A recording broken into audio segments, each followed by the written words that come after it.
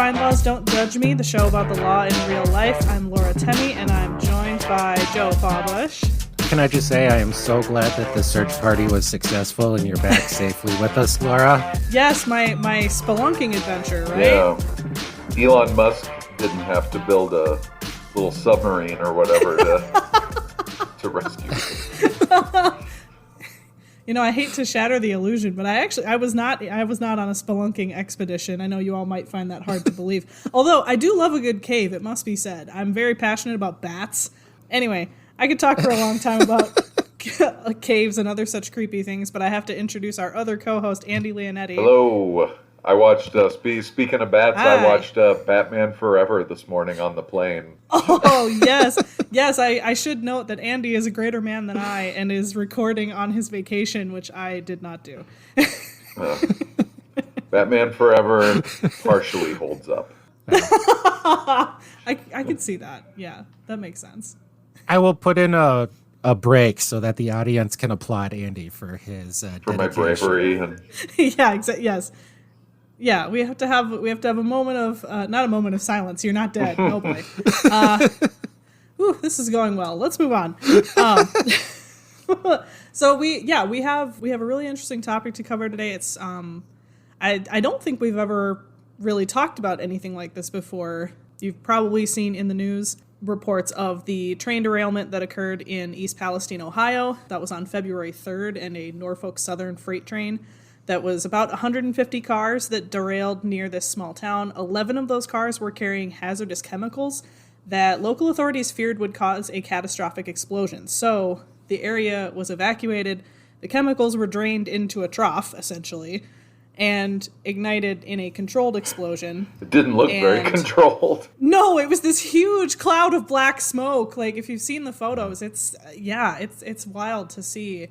And so everyone was evacuated, and I think just 5 days later, residents were told it was safe to come back. But since then, residents have been complaining of headaches and nausea. There's been reports of animals getting sick and dying. Thousands of dead fish.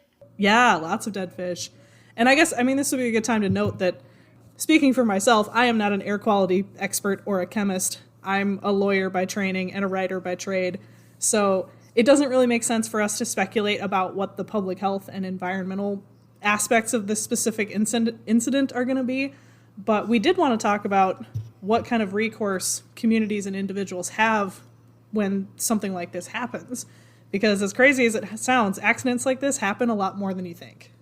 While we don't want to speculate, there was a good video going around just yesterday of the governor of Ohio very clearly faking drinking water from someone's the water bottle someone's thing. tap that they're like, here, drink the water, and he very clearly did not drink it. So that I hate to be too conspiracy minded, but yes, I did see a photo where someone pointed out it felt a little bit like a more serious version of the Game of Thrones Starbucks cup thing, where officials were toasting with glasses of water that they said were from the tap, but someone noticed that there was a bottle of water like just at the edge of the camera frame.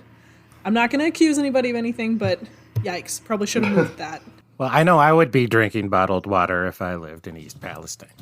Well, and I'm pretty sure that's what they have advised people to do, even though the things have technically been cleared.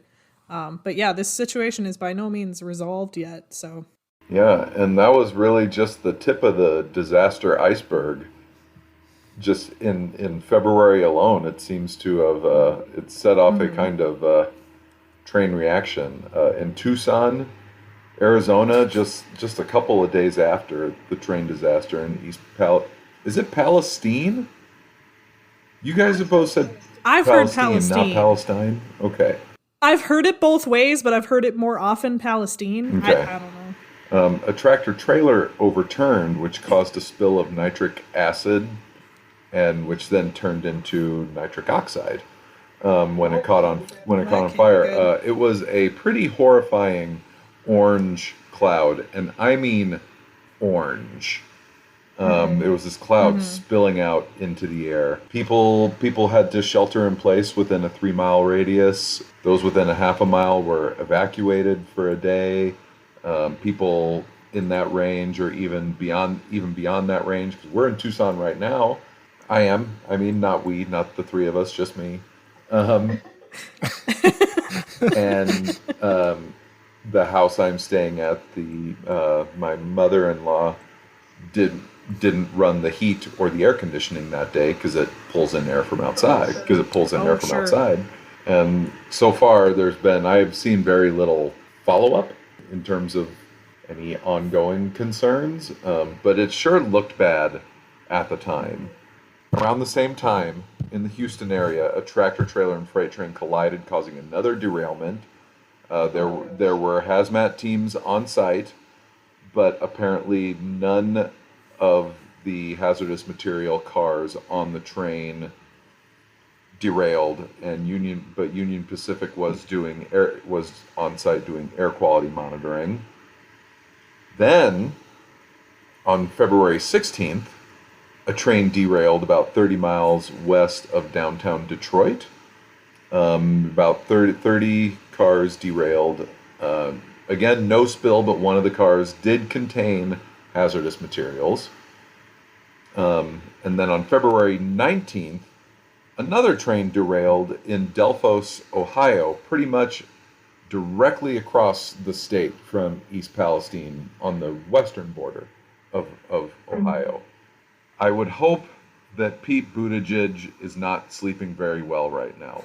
Well, I'm not sure I'm going to sleep very well after listening to that. Well, and it's interesting because you start to hear about how often these things happen. It's like, well, why are trains derailing all the time? And we could it's not this show's probably not the right place to talk about it, but we could probably talk for a while about how apparently I learned this week that train brakes have essentially not changed since the Civil War.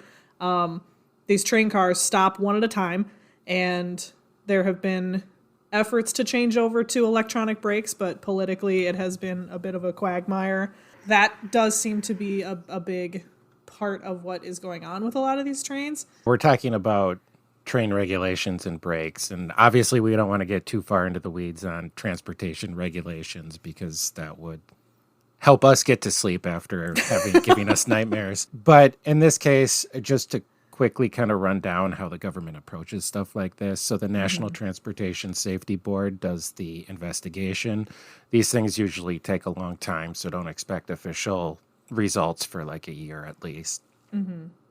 And then after that, the cleanup is part of the EPA. So the EPA takes over to do the environmental cleanup and the testing. So if residents are worried about like well water in their homes, if they're not connected to the city system and they drink out of private wells, you would get officials from the EPA to come out to test the water to make sure it's safe.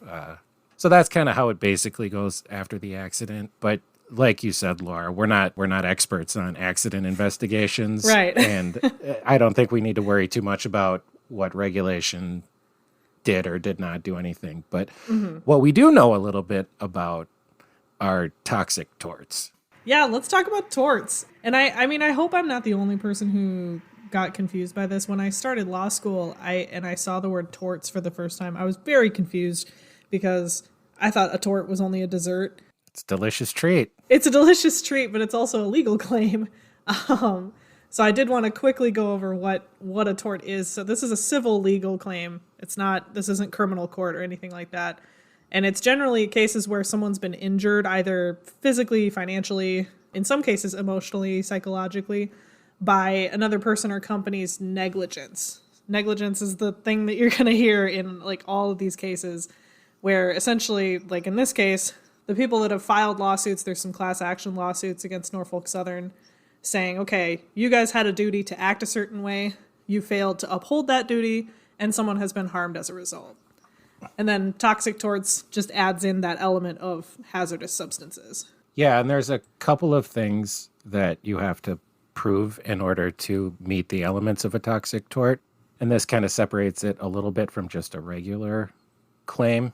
You can sue anybody who injures you for being negligent. That's what car accident lawsuits are all about, after all. But in order to prove a toxic tort claim, you have to show that the substance itself was dangerous. Here, you would have to show that the train was actually carrying a dangerous substance. In this case, I think it's vinyl chloride. And then you have to show that you were exposed to it. So, for example, they've been going around the accident site and testing the air and the water. And so there would have to be maybe higher levels in the air or the water than you would normally find. And you have to show that the substance caused you harm and that it was the substance that caused you harm and not primarily something else. Well, and toxic torts can be kind of challenging because a lot of times the effects won't show up for many years. Like you'll see these cases with lead paint and asbestos and pesticides, and like people often don't have the really serious health effects until many years later or after 9/11. Yeah, the commercials we're seeing now for the Camp Lejeune water. Mm-hmm. And everybody has probably seen those mesothelioma television ads at some point. You know, those were there's not as many anymore, but for a while there, you couldn't watch daytime television without seeing 5. That's true. Yeah, that's very true. Yeah, so I was a little bit surprised to see a class action lawsuit go up just a couple days after the accident. But that one was kind of interesting because what they are claiming is, or they're basing those claims less on the toxic tort aspect and more on people being evacuated.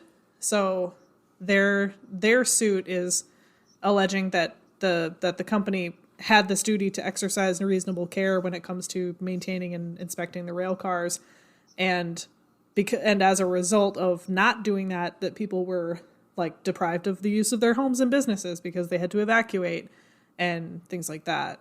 Yeah, and you can imagine the damages coming from that if you own your own business, or if I'm sure property values are plummeting there. So there's a really good case that people can make that they've been injured already just from having to evacuate and leave their homes because of this. So yeah, there's a couple different areas of toxic torts, right? We have already talked about asbestos. You know, these are the lead paint.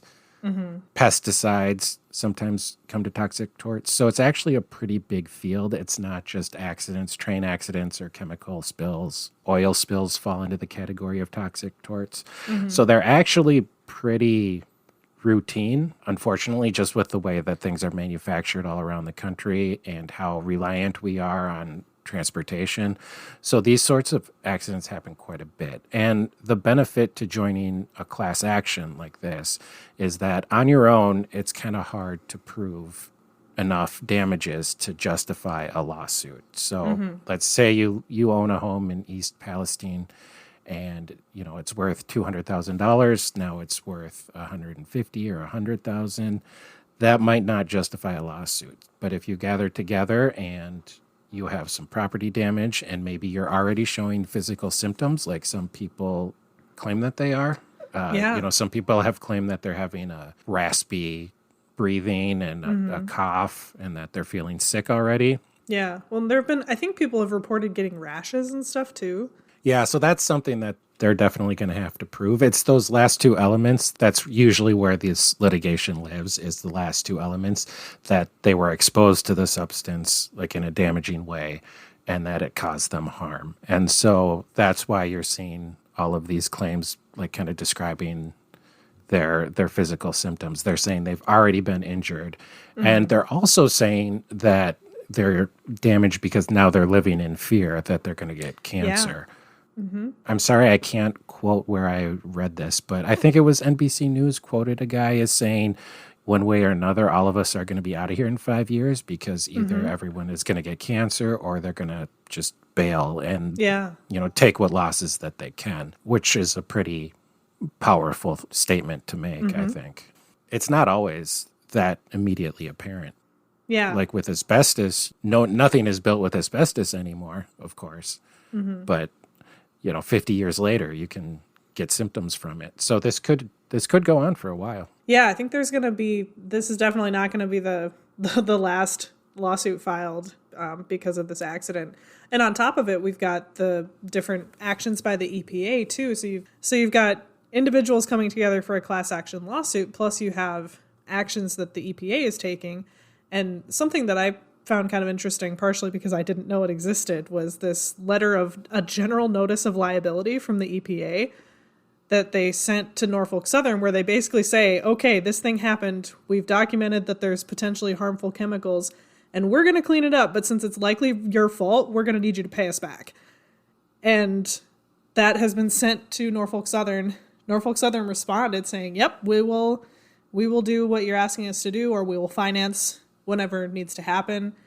And then on top of that, I think that letter went out on the 10th, and then like 10 days later, the EPA comes back again and they ordered Norfolk Southern to pay all the cleanup costs and follow these certain steps that the EPA lays out. And if they don't, they're going to send Norfolk Southern a bill for triple the costs. So it's not a good time for them, I don't think. I have limited sympathy. Yeah, absolutely. Yeah, given the billions of dollars in profits that they've had in recent years. And they skipped one of those early town meetings, even though like some Ohio and local government people were there and stuff. Like the Norfolk Southern people didn't show up because basically they didn't want to get yelled at. Yeah, it's not a great look. Officially, they said that they were worried about the safety of their employees. Yeah, that's what they all say. Yeah.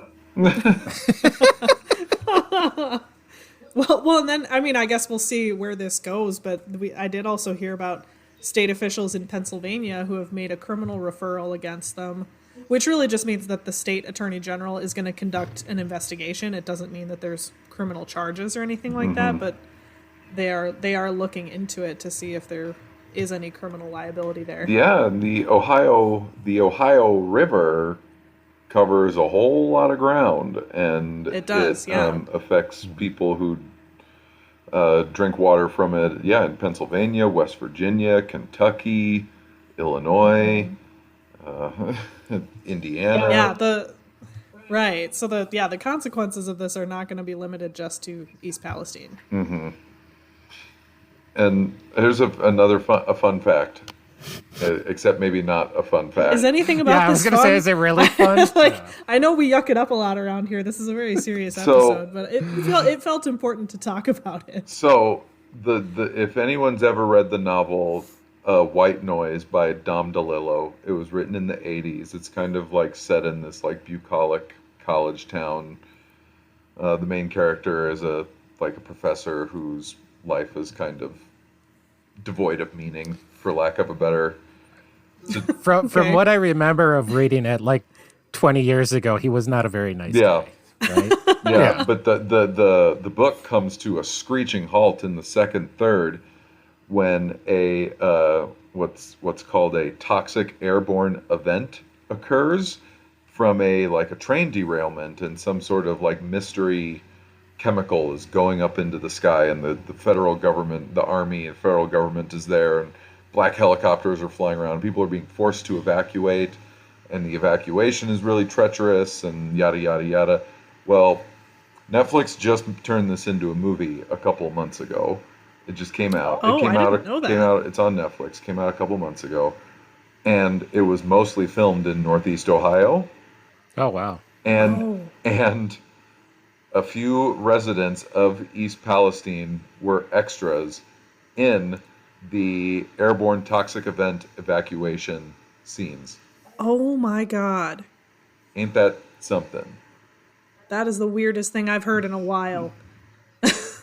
So note to self, don't appear as an extra in a disaster movie. Yeah.